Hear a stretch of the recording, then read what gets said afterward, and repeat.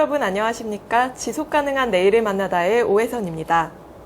원자력은 전기 생산뿐 아니라 의학, 농업, 공업 등 여러 분야에 활용되고 있습니다.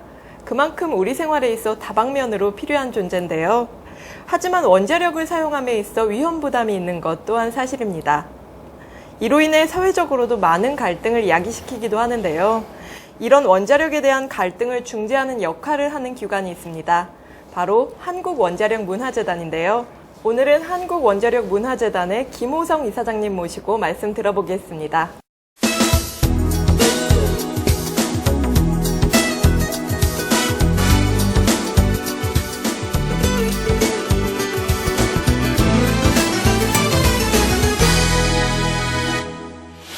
이사장님 안녕하세요. 네, 안녕하세요. 네, 안녕하세요. 네, 우선 인터뷰에 앞서서 환경TV 시청자분들께 인사 말씀 부탁드리겠습니다.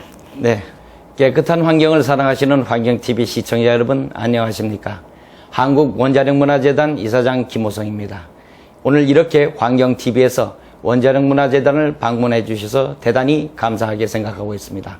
여러분은 어떠한 에너지 미래를 원하십니까? 오랜 세월 동안 우리 사회는 경제성장을 중심으로 무한 경쟁을 계속하여 왔는데 이제는 환경, 복지 이러한 공동체 가치에 대해서도 좀 더 신경을 써야 하지 않을까 생각합니다. 에너지 문제는 국가 경제의 건전한 발전, 국민 삶의 질 향상, 환경 보호와 한반도 통일과 같은 큰 가치를 함께 생각하면서 풀어나가야 할 시대적 과제입니다.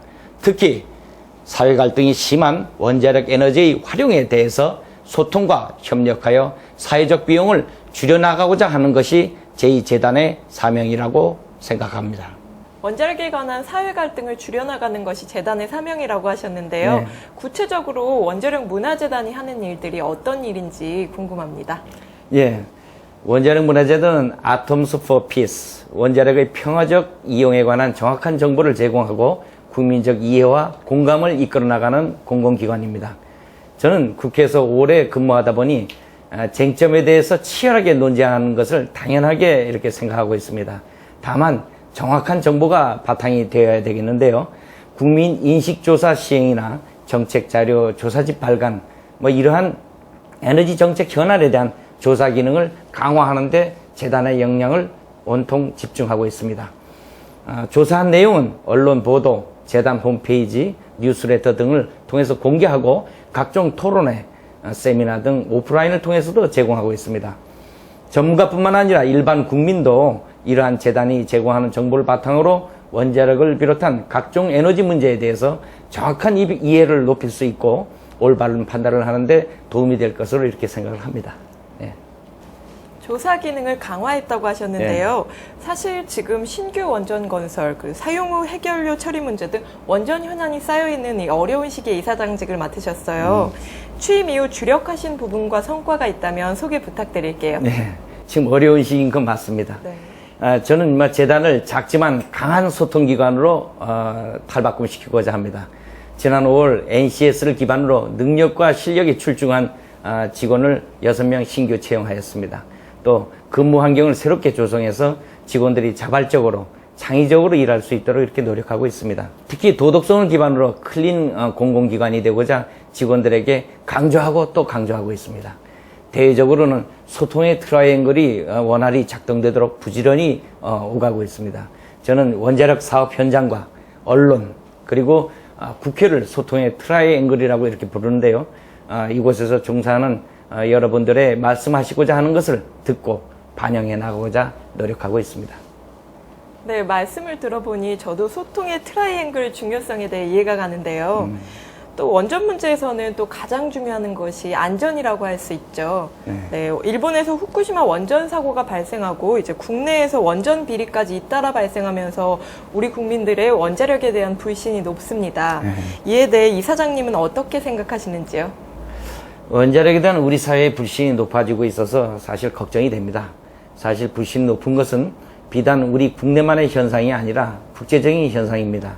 이런 불신이 생긴 원인을 살펴보면 자연적인 부분도 있지만 인적인 요인이 크다고 이렇게 봅니다. IAEA도 후쿠시마 원전 사고는 안이한 대응에 따른 인재였다 이렇게 판단을 하고 있습니다. 안전 문제는 기술적 요소도 중요하지만 안전문화 정착이 더 중요하다는 이런 뜻이라고 봅니다. 우리나라도 이러한 맥락에서 최근 원전관리감독법을 제정하여 원전 안전성을 대폭 강화하는 제도적 정비를 하였습니다. 또한 방사능 방제법도 개정해서 환경 방사능을 더욱 철저히 감시하도록 이렇게 노력하고 있습니다. 네, 방사능 방제법을 말씀하셨는데요. 이제 원자력에 대한 불안이라 하면 방사능에 대한 두려움이 가장 클 것 같아요. 네. 이제 그래서 이러한 방사능에 대한 카운슬링을 하는 방사선 카운슬러라는 양성 사업을 하고 있는 걸로 알고 있습니다. 이제 방사선 카운슬러란 무엇이고 또 어떤 일을 하는지 설명 부탁드릴게요. 네. 방사선 카운슬러는 원자력이나 방사선을 전공한 대학생 그리고 관련 종사자들이 일반인들에게 원자력과 방사선에 대해서 쉽게 설명하고 상담해 줌으로써 어떤 심적인 안정감을 주는 그런 제도입니다. 저희 재단은 올해 3월에 첫 방사선 카운슬러 254명을 배출했습니다. 아직은 민간 자격이지만 국가 공인 자격을 추진하고 있습니다. 제가 지난 4월 일본 원자력문화재단 이사장과 대담을 나눈 자리가 있었는데 일본 측이 반응이 매우 뜨거웠습니다. 일본도 사실 방사선 카운슬러 학회가 있습니다. 그리고 지난번 후쿠시마에서 4,300명을 카운슬링 해준 기록도 있습니다. 그런데 일본이 우리에게 놀라는 점은 이것을 자격화했다는 점에 주목하고 있습니다. 또 이것을 국가공인 자격증으로 만들고자 하는 저희 재단의 입법 노력을 높이 평가하고 있습니다. 네, 방사선에 대해서 한 가지 더 여쭤볼게요. 많은 국민들이 궁금해하실 것 같은데요. 흔히 우리가 접하게 되는 방사선 안전은 어떻게 관리되고 있나요? 2011년 노원구 월계동 아스팔트에서 방사능이 측정된 일이 있지 않습니까? 지금은 경주 방패장으로 옮겨져 있는데 그 일을 계기로 생활 방사선에 대한 안전관리가 강화되었습니다. 2012년에 생활 주변 방사선 안전관리법 제정이 되어갔고 국가가 방사선 관리 계획을 수립하고 점검하도록 의무하여 일반 국민이 안심하고 생활할 수 있도록 하고 있습니다. 사실 방사선은 자연 상태에서도 2.4mSv 정도를 받는 등 도초에 있는 것이고 일정 전량 이상으로 쪼이지만 않으면 인체에 큰 영향이 없습니다. 그래서 일정량 이상의 방사선을 쪼이지 않도록 하는 관리가 중요한 것이죠. 국가적으로도 환경 방사선 감시망을 구축하고 방사선 비상계획구역을 설정해 관리해 나가고 있습니다.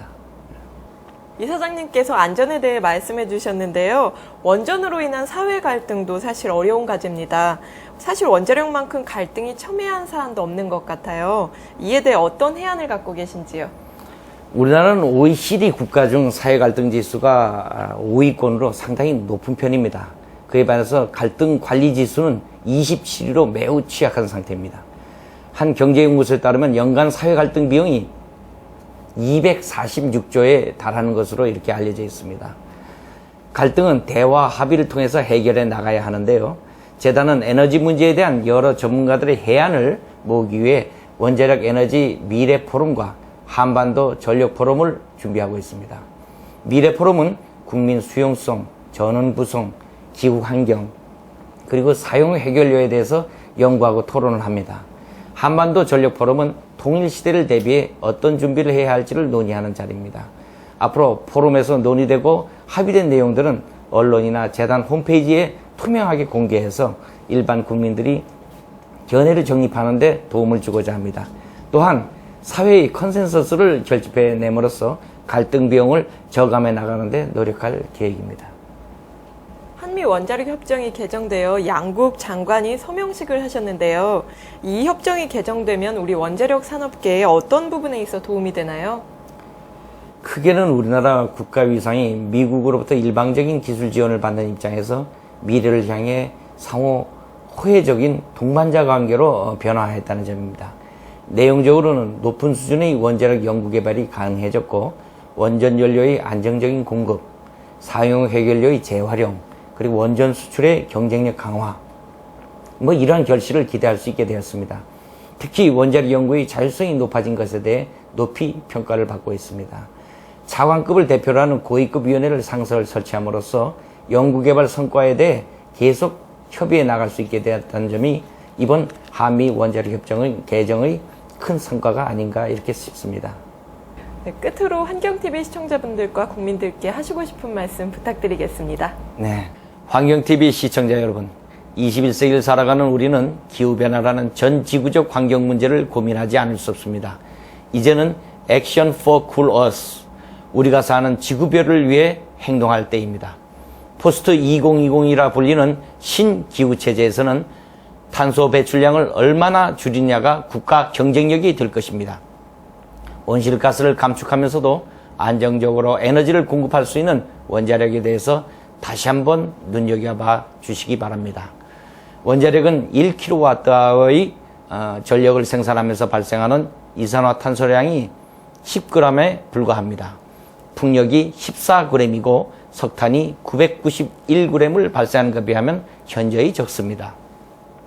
또 원자력은 RPS를 통해서 신재생 에너지 개발 보급에도 도움을 주고 있습니다.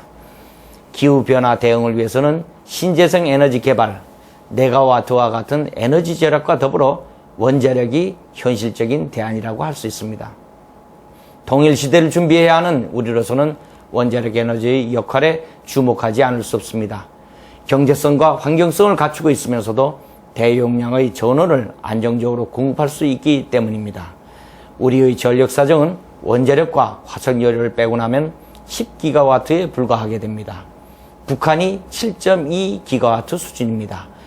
인구를 감안하면 북한과 비슷한 상황으로 바로 떨어지게 됩니다. 원자력과 석탄 화력은 기저 부하 전원으로서 중요한 역할을 하고 있습니다.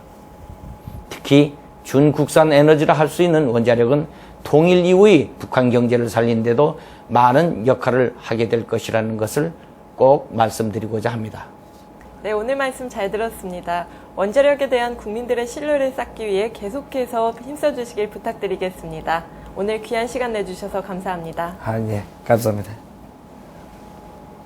물론 기관의 노력도 중요하겠지만 국민들의 불안이 해소되기 위해선 정확한 정보를 놓고 소통하는 것이 첫걸음인 것 같습니다. 오늘 이사장님 말씀처럼 원자력 에너지에 대한 갈등을 해결하는 최선의 방법은 소통이라는 점, 시청자분들도 느끼셨을 거라 생각됩니다. 지속가능한 내일을 만나다. 오늘 여기서 마치겠습니다. 고맙습니다.